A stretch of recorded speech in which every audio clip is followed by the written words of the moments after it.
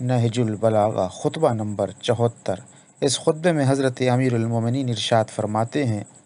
کہ خدا اس شخص پر رحم کرے جس نے حکمت کا کوئی کلمہ سنا تو اسے گرہ میں باندھ لیا، ہدایت کی طرف اسے بلایا گیا تو دوڑ کر قریب ہو گیا، صحیح راہبر کا دامن تھام کر نجات پائی، اللہ کو ہر وقت نظروں میں رکھا اور گناہوں سے خوف کھایا، عمل بے ریا پیش کیا، نیک کام کیے، ثواب کا ذخیرہ کیا، بری باتوں سے پرہیز کیا، صحیح مقصد کو پا لیا، اپنا اجر سمیٹ لیا، خواہشوں کا مقابلہ کیا، امیدوں کو جھٹلایا، صبر کو نجات کی سواری بنایا، موت کے لیے تقوی کا ساز و سامان کیا، روشن راہ پر سوار ہوا، حق کی شاہراہ پر قدم جمائے، زندگی کی مہلت کو غنیمت جانا، موت کی طرف قدم بڑھائے اور عمل کا زاد راہ ساتھ میں رکھا۔ اللہم صلی علی محمد و آل محمد۔